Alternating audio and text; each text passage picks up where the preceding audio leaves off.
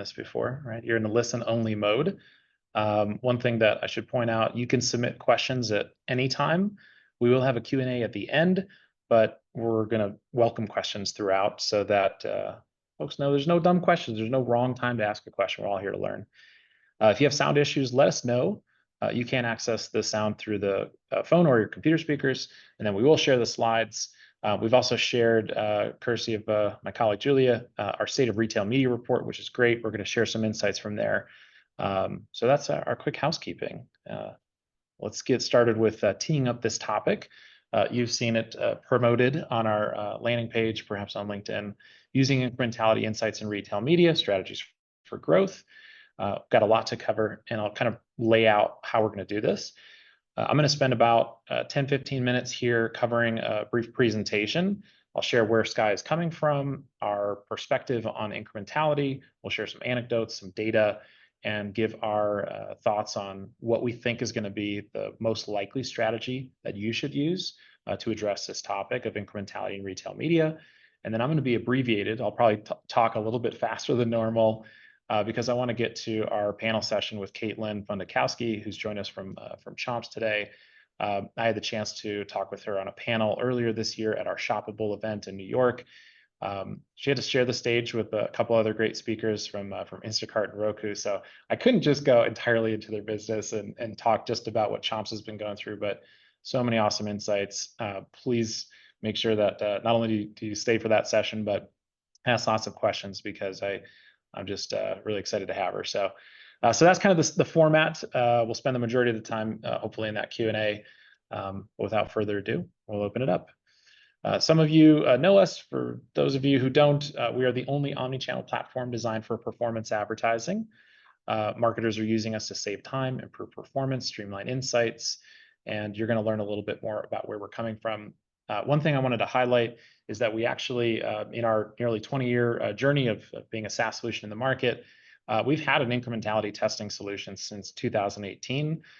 This now, it used to be called Impact Navigator. It now rolls up as part of our product offering for Skai Decision Pro. So as you learn more about us, I think you'll see we've got quite a bit of perspective here on this topic of incrementality, even though the topic in retail media is perhaps a bit newer. During my portion, I'm going to try to set the stage for that conversation with Caitlin. We'll level set about the meaning of incrementality in retail media and how it's being approached. And I'll try to emphasize why contextual indicators are the most likely best strategy for growth. Some of you may differ, and we welcome some of that conversation both in the Q&A and then also coming out of this session. I'm going to start with a softball for myself here, something that I think we all agree on. Incrementality is not a one-size-fits-all approach. There's a joke that I heard recently that I thought was totally relevant, that if you get 3 people in a room, and we're going to have dozens of people in a room, but if you get 3 people in a room, you're going to get 4 definitions of incrementality. And I thought that was really cute because really it means something different to everybody. But if you ask the IAB, the MRC, who just came out with the retail media measurement guidelines earlier this year, they've got one definition, and it's here. I'm not going to read it word for word, but essentially we're talking about the potential causal impact of marketing and its linkage to outcomes like sales. That's basically what we're talking about. It's one of the most popular buzzwords in retail media. I philosophically believe that it's ubiquitous, that everybody is trying to drive this with their retail media investment, and also that it's not easy to measure. Now, from Skai, we're serving primarily 3 types of users. We've got the hands-on keyboard users that are executing retail media campaigns, and they're trying to drive specific incrementality KPIs that are probably within their campaigns. We've got functional leads. These are folks that oversee teams of hands-on keyboard users for retail media and perhaps other marketing channels. And we've got executive level that are responsible for orchestrating the big picture strategy and frameworks, decision makers for their organizations.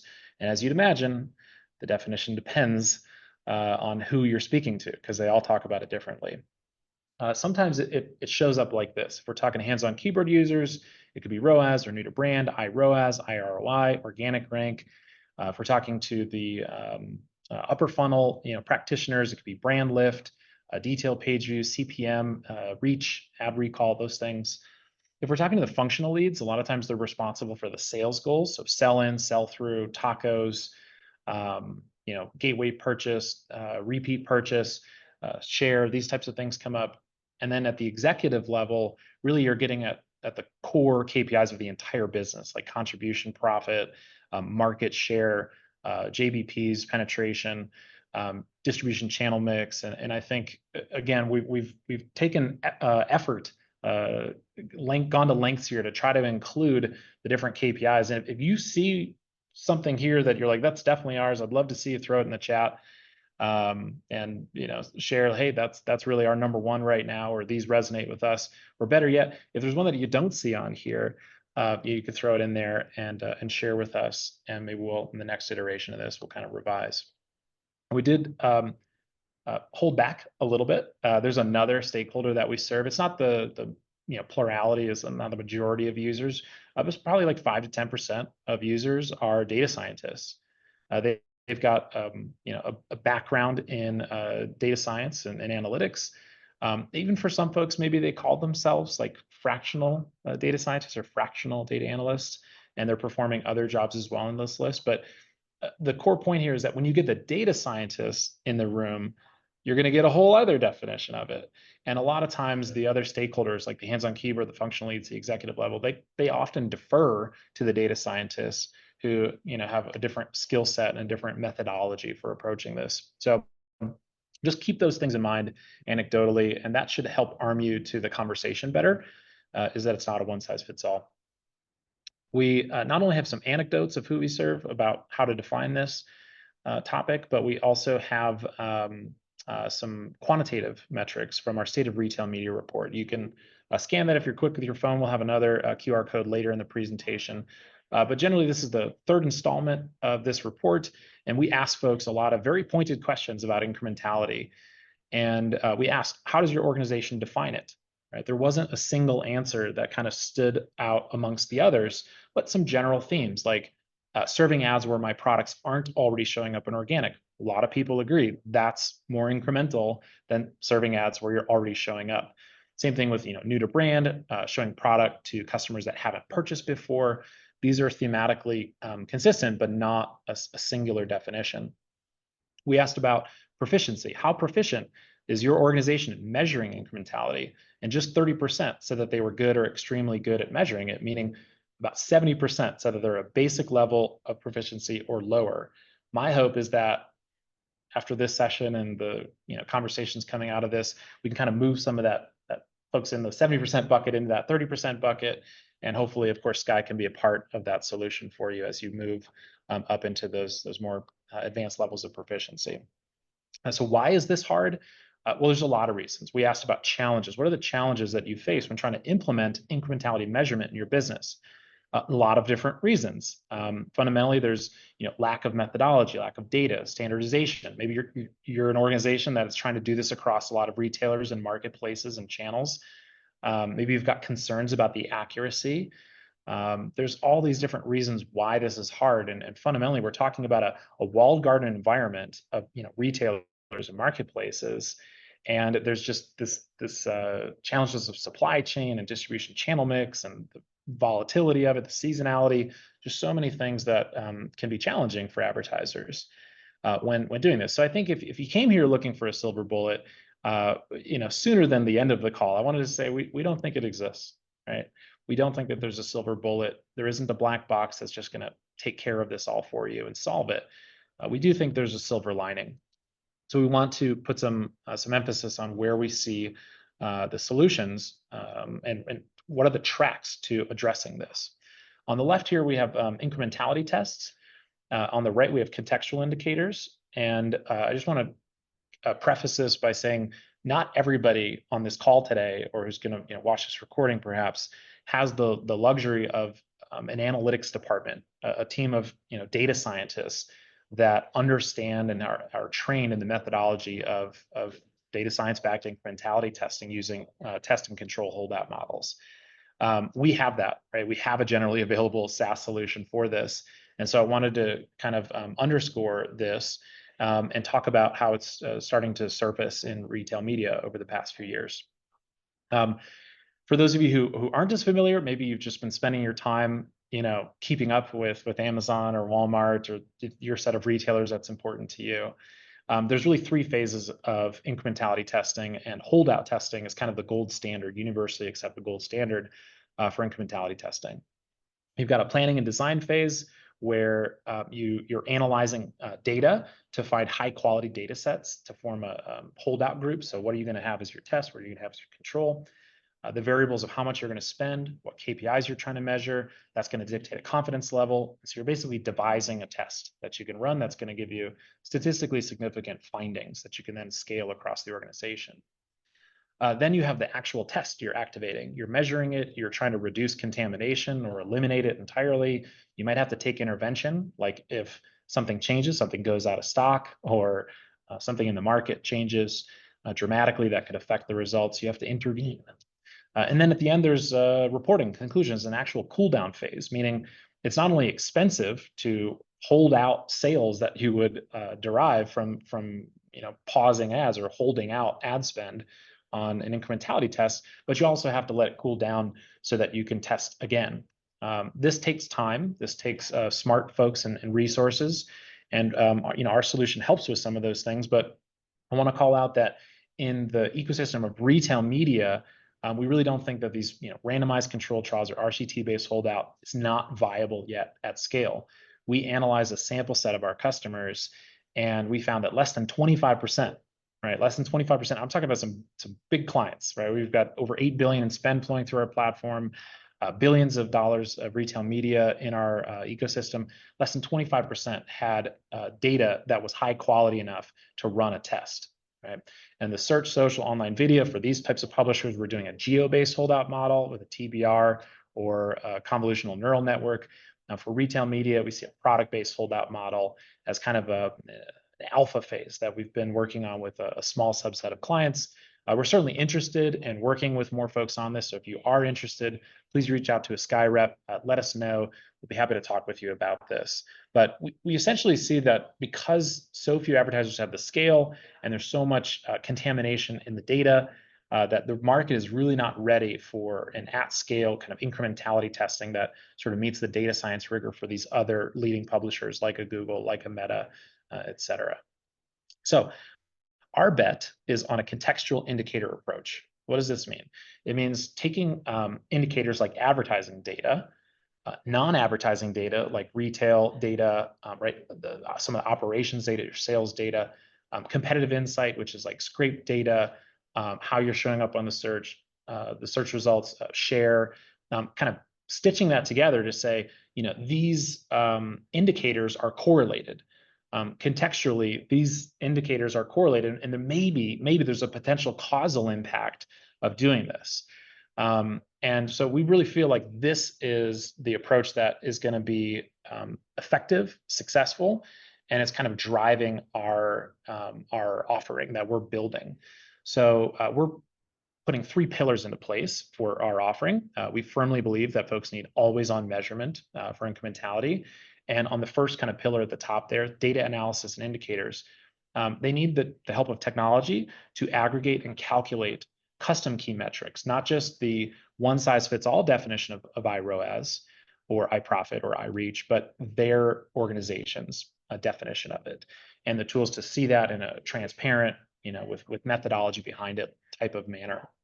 It has to incorporate the digital shelf, right? How are we mapping customer intent to keywords, organic versus paid? Those relationships are a lot of times how incrementality shows up in the here and now when you're actually not just talking about this topic, but you're trying to solve for it in your business. And then comparative analysis. It's not enough to just say, my iROAS is 5. Most folks want to say, what was it a week ago? What was it a year ago?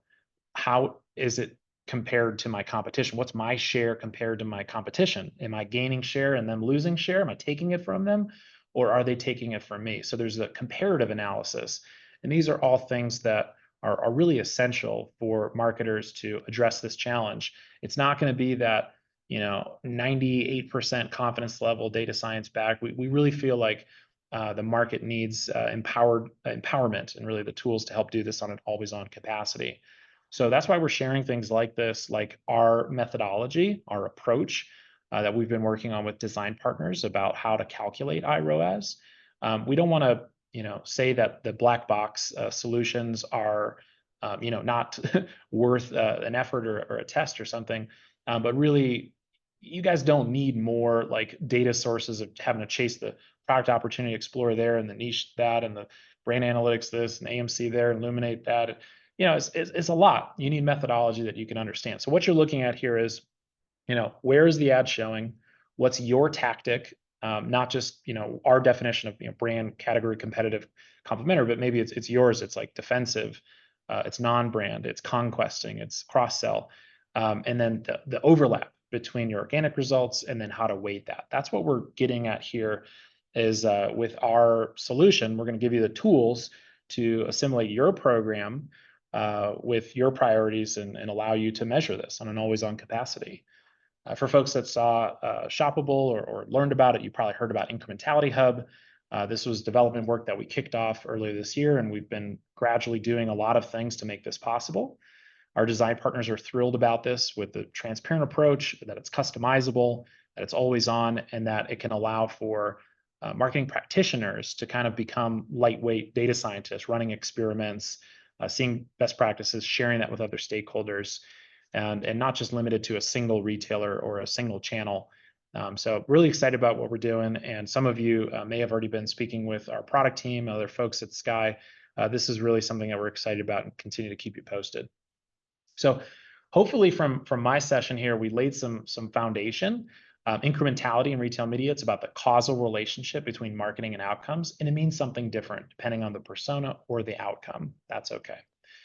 We believe that incrementality tests aren't for everyone, nor is it really scalable to kind of wait for retailers to catch up and stop this, tail chasing exercise of releasing things that are fragmented and disjointed. Right? Scalable tools, measurement indicators for everyone. That's really where we see the future going with this space. And also that there's opportunities to learn, right? We don't think that anybody has totally figured this out. It's more of like a state that you're driving towards. And so bringing together brands, agencies, partners, that's going to help solve for this. So what a great segue for the next portion of our webinar today, where I'm going to invite Caitlin Funikowski to join us and join the stage, if you will. I'll go ahead and pause the screen share portion so that we can have the space to chat. And Caitlin, so appreciative for you to be here to get the chance to talk with you yet again. I know we've been chatting a few times over the course of this year. So for those who don't know you, maybe give us a quick intro, who you are and who is Chomps. Great. I'm excited to be here. Caitlin Funikowski, Senior Director of Ecom at Chomps.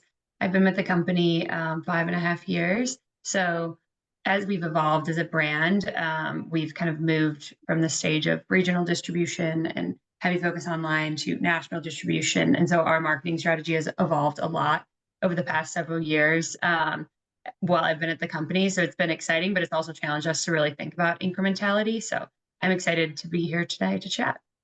Wonderful. Thanks so much. And it's a really cool story, and it's something that I think a lot of folks can engage with, and whether they're seeing it in stores, whether they're seeing it on your website, online. It's a product you can buy, you can try, fantastic product. And also as a kind of marketers or folks in the industry, there's a lot that we can learn from here. So you kind of alluded to it a bit there of like your regional distribution versus national distribution. Maybe tell us a little bit about what's been happening this year in particular that's changed as you guys have looked to grow the business and drive incremental sales at Chomps. What's really changed, I guess, about this year in particular? Yeah, I think stages of the funnel that we're investing in have increased and at top of funnel. So our awareness budgets are increasing. We launched our first streaming and linear TV campaign. We're investing more in top of funnel influencer awareness and YouTube and video advertising online, and that all kind of flows through our lower funnel strategy. So it's challenged us to think about how much are we putting in upper funnel versus how much how should our lower funnel investment follow that as we're growing our upper funnel investment. And then when we set brand goals and we're looking at household penetration goals and repeat rate goals, we're thinking about the funnel mix as well of how do we get there, building a marketing program that's holistic to reach those brand reach goals too. Yeah.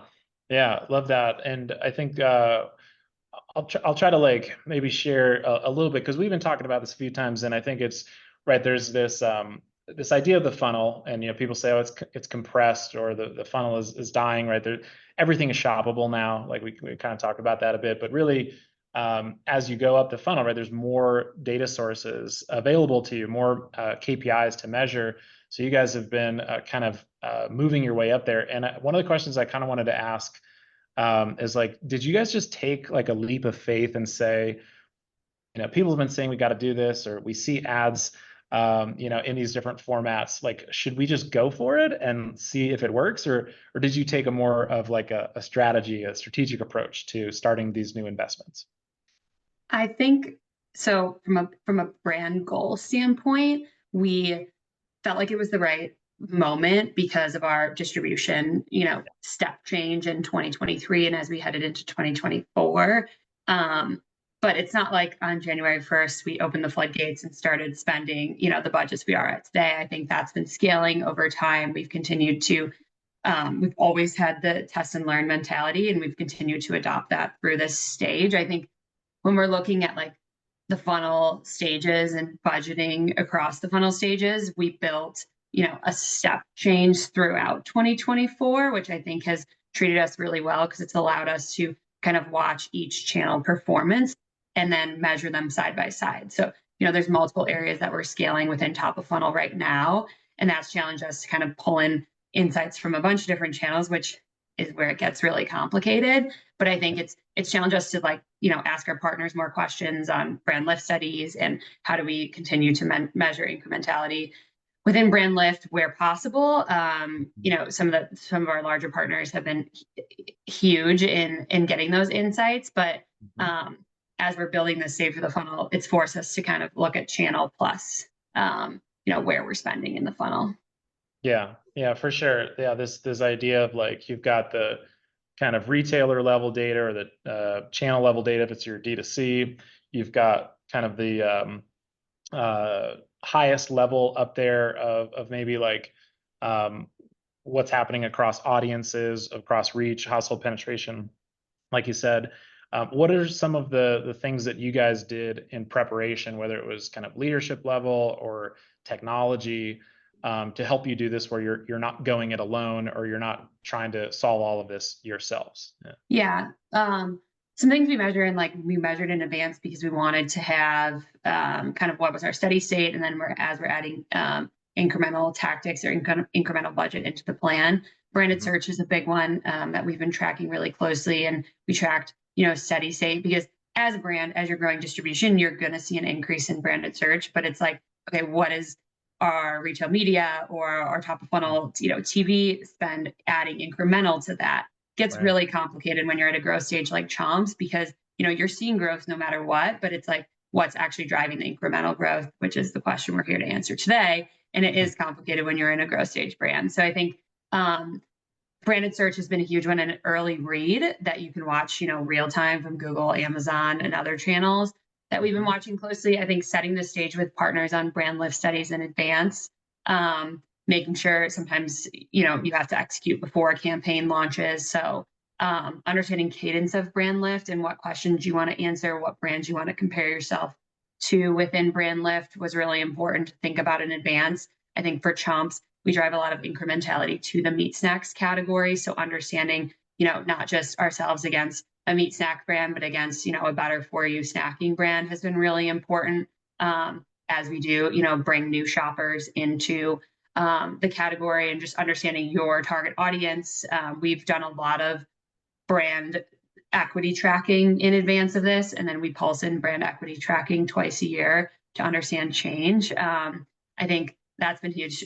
And like we've educated the whole company on who we're reaching and who our target shopper is, and like understanding, how much of the market we've captured of our healthy achiever audience, and then how broad we can continue to go. So I think that's been really helpful on educating just not just the whole marketing team, but the whole company, as we think about our target reach, and then as we set like household penetration goals on where we want Chomps to grow as a brand. I think that was really important, like internal conversation as well.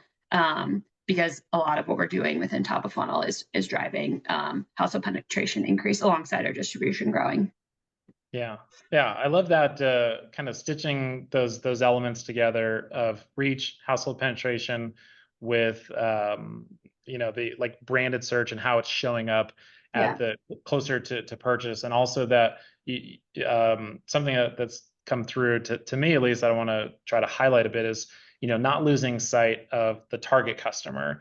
And you mentioned brand lift, and I think we talked a little bit about like maybe shopper panels and how you're reaching like specific audiences. Even like that there's new brand lift that's available now, studies that you can run on sponsored brand, for example. So you mentioned like having these conversations and educating the group about who you're talking to. What have been some of the themes that, absent of like some of those KPIs that we threw up earlier of like marketing goals, like new to brand, iROAS, et cetera, of staying true to the customer, like the brand marketing side of it. How are you learning about who those customers are and making some of those bets about which audiences are more incremental for you? How have you been Yeah, learning?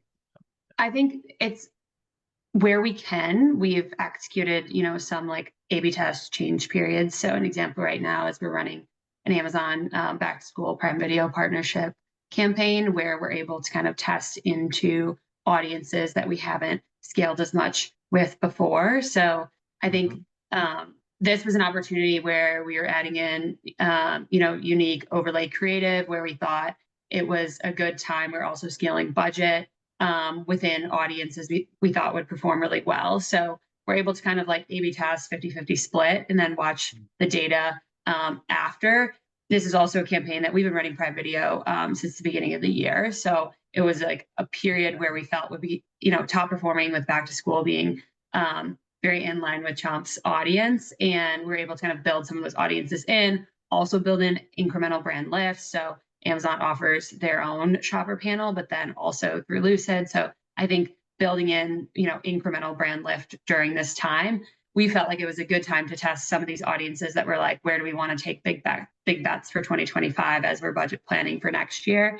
And we have a lot of kind of baseline data for brand lift already for the past, 6-7 months. So we thought it was Mhm. a really good time to kind of build that in while we're increasing budget and testing some custom creative. And it's already been awesome insights to see. And I think we're always continuing to refine. There's definitely learnings, but it was a good time to kind of say, okay, we feel like we have a steady state, and then we want to test again. So pulsing in those tests where possible, and then where your partners are going to lean in and say, we can add an incremental brand lift or a more detailed brand lift study where we're able to answer more questions. And then I think Amazon sponsored brands new brand lift is awesome as well. And we'll be pulsing that in like when it like looking at that basically on a weekly basis because we have it at our Mhm. fingertips.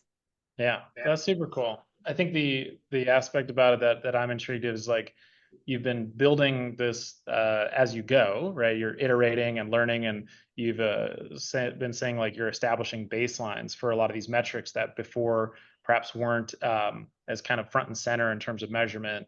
And so you're saying we want to go after these audiences, we want to try these tactics to establish this reach, and then also you're trying different creative, and you're pivoting those audience strategies, the creative, and then the different types of campaigns that you're running.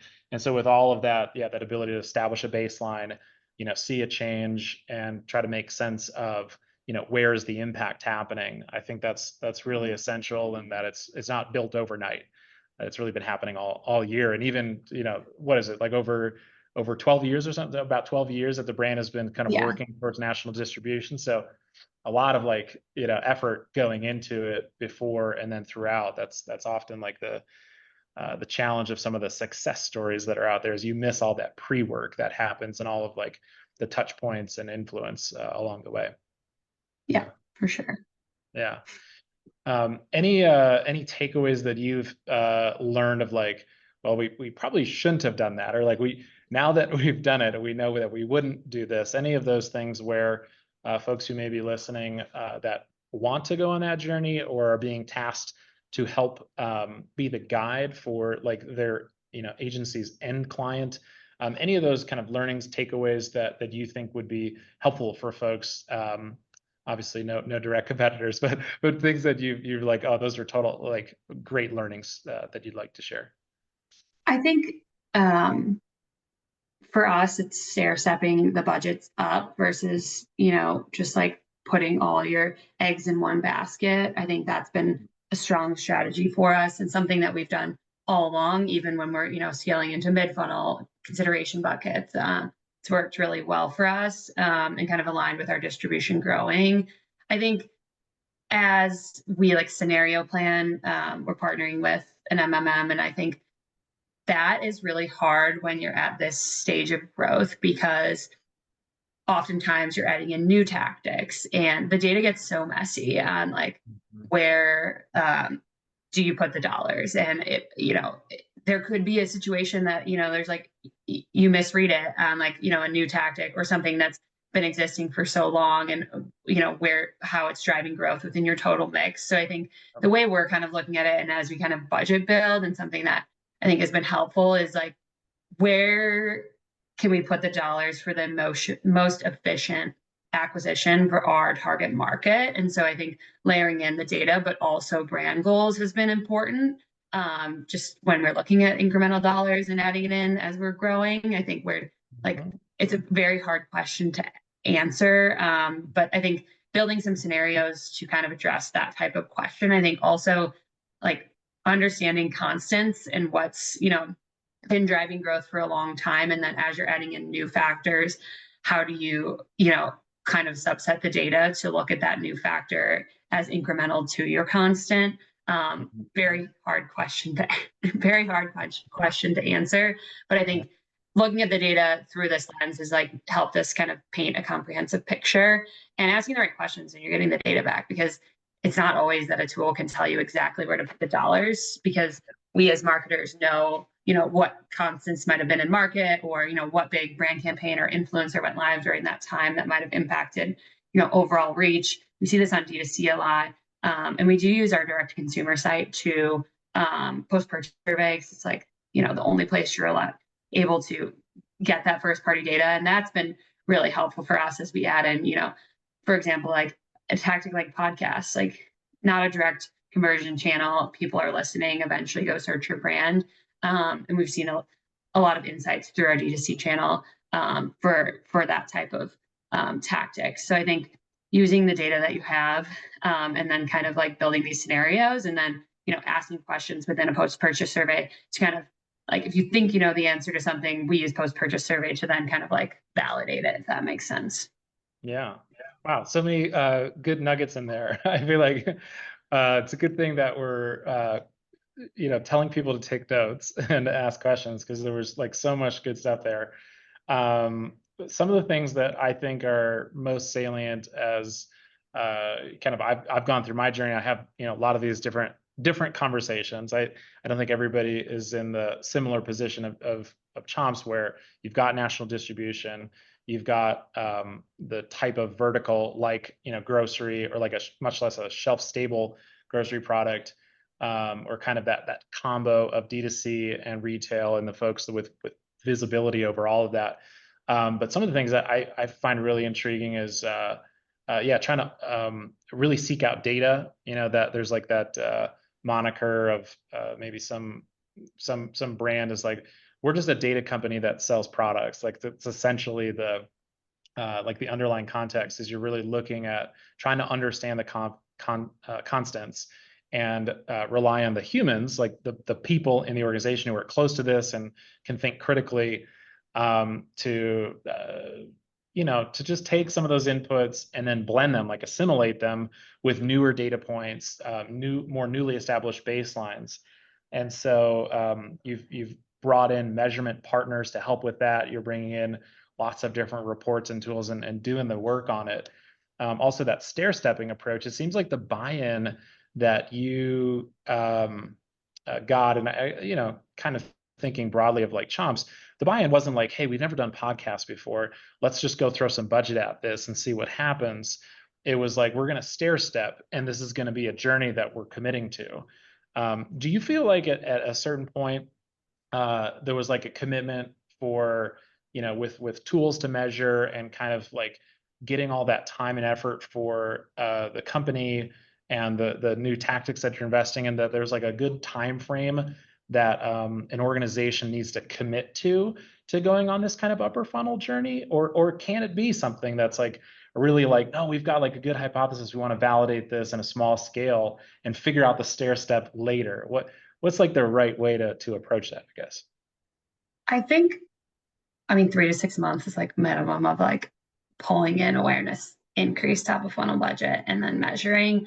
We, for example, in Q1 added in, some local versus national testing on TV, and we felt like 90 days was like a minimum, and to be able to run that and then see measurement from a local standpoint and what we wanted our strategy to be going forward, and that was in Mhm. collaboration with the partner we were working with. So I think asking the partner the right questions, but also from a brand, like if you're scaling budgets that much, like 3 to 6 months is like minimum in my opinion. Like 30 days is too short.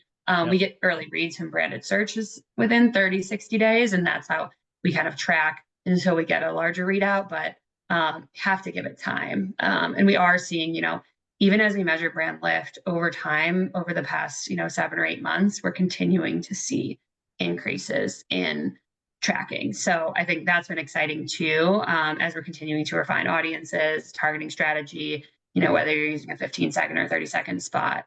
So we have to give it time. And if you make changes too soon, as we all know through any type of, Yeah. retail media marketing, that can also burn you. So giving it Yeah. time. And something that also has been helpful for us when we're talking about like partnerships is JBP planning with our key retail media partners in Hmm. advance. It's something we committed to heading into 2024 to let our partners knowing like, okay, we're going to, scale budgets throughout the year. And like, Hmm. that's, I think, what unlocked some of this key measurement for us and also allowed us to kind of set the resources aside internally to say, like, these were our goals. This is what we also need to report on internally or, with partners to get us the measurements we need. Because if Hmm. the campaign ends at the end of Q1 and you don't know what your baseline was and what you were Right. going to say, what's your measurement of success, then you're in a scenario where the leadership team's like, should we keep spending? And you don't know what measuring success was. So that's something we spent time in advance doing. Yeah. Awesome. That's all really really helpful, and I think touching a lot of the best practices that I think we've heard from others. Incorporating JBP planning and looking at the business goals. The one of the areas that I wanted to just kind of ask about before I maybe open it up for more Q&A from the audience is you talked about like tracking distribution and where you have national distribution. Has there been kind of like um, almost like a yo-yo or a back and forth between like, we want to keep going up funnel, but we know that there's places where we don't have good penetration in store, whether it be like a convenience store or specialty retailer, or perhaps even like certain categories, like certain aisles within grocery that your product line hasn't been there. So has that been kind of part of this journey too, of like this upper funnel exercise and the opportunities that you're coming up into, opening doors or shining spotlight for you on where product should be, like product development, for example? Yes, I think like the incrementality story that we're driving within retail store sets helps tell that story. And then some of the audience testing that we're doing kind of layers in on that of Mm. if we're trying to tell, there might be a scenario that we audience test because we want to know more about C-store or whatever it is, Yeah. and how we can convert within a specific audience. So I think it's Cool. kind of a combination between how our product's performing on shelf plus some of the data we get from retail media. Yeah, that's awesome. Okay, so I have one more question, and then I'll draw from our kind of list of pre-seeded questions, and then anybody else who wants to put things into the Q&A, go for it. Is we a lot of times these types of conversations, they can get really myopic on like a single retailer or very much the bottom of the funnel. I think we've adequately talked about topics that are very much full funnel in nature, and that's very salient for Chomps and like this year in particular for the business. Were there any learnings that you had as it relates to like the bottom funnel or like a single kind of retailer, whether it be pure play or omni-channel, that you could say these are things that we were doing to get better efficiency from within our sort of more classic bottom funnel like sponsored programs? Were there any of those learnings that you maybe had before 2024, or you've continued to iterate and kind of have as part of your approach for driving incrementality in retail media that you could share with us? I think for the partners that share new to brand, like an Amazon, Instacart, et cetera, that's been really important as we continue to scale like conversion buckets. We just don't want to be spinning our wheels on, shoppers who have already converted to Toms, already are aware of the brand.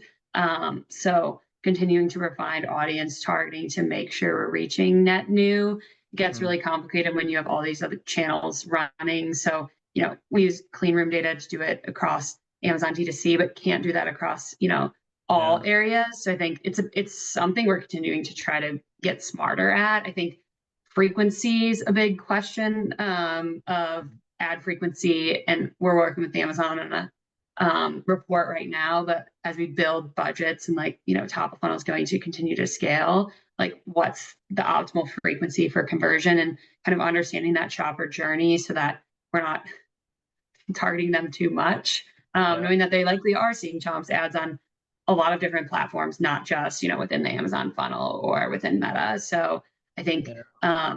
that's a big question we're trying to answer right now, and I don't really know the perfect answer.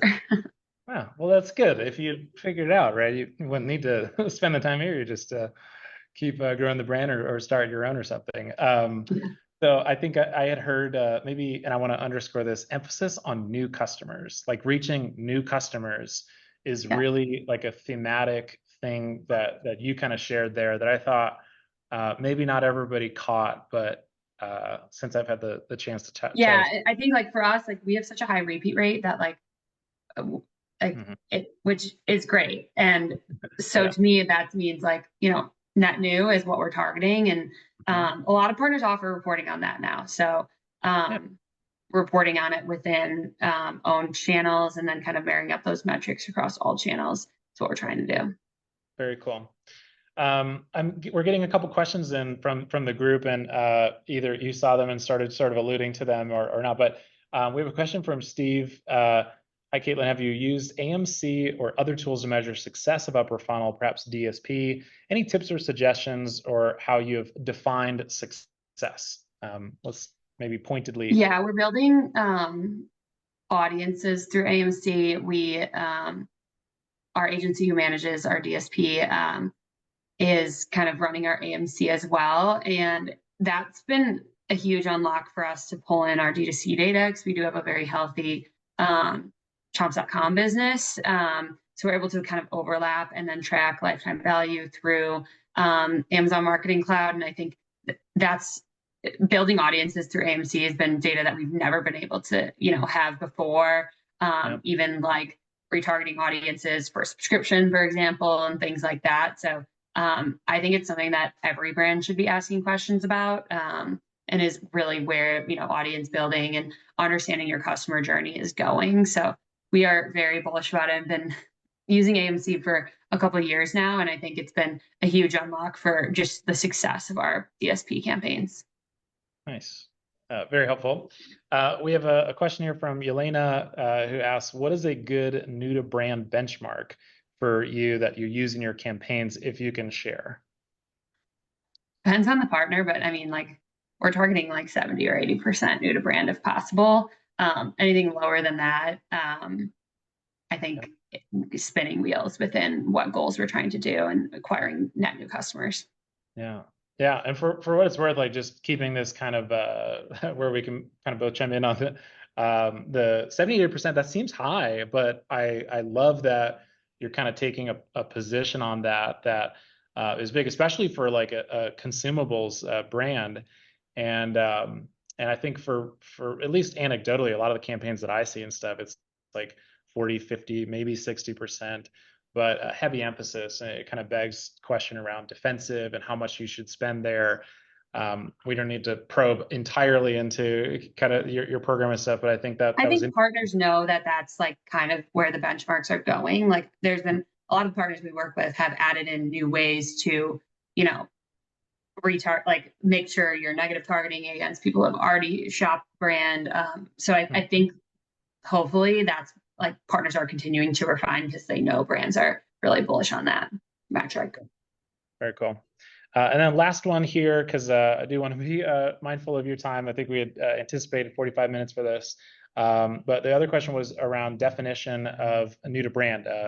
Steve asked about, do you use Amazon's definition of new to brand within 12 months, or do you use a longer look back window? 12 months, because that's the most, I would say, like all other channels are using that 12 months. So we kind of have to. We do look at, customer lifetime value at a longer look back, like 3-year LTV, to kind of supplement that to understand. But 12 months is what most partners are offering right now. So we have used that metric within our mix. Cool. Amazing. Well, I think folks have had a chance to ask some questions. I've certainly been very lucky to be able to ask you a bunch of different questions, and really appreciate your time. I'm going to throw one more thing up on the screen share here as we sort of do our wrap. But once again, wanted to thank you, Caitlin, for joining us. Looking forward to a lot of the things that we've been chatting about. You continuing on your journey of scaling a full funnel, the different tools and solutions that we've been talking about. So this has been really really fun for me, and hopefully for the audience as well, to get to learn lots of good resources and other stuff cooking. So thank you, Caitlin, again, and thanks everybody for joining us today. It's been a treat. Thanks, Kevin. Yeah, awesome. All right, cheers.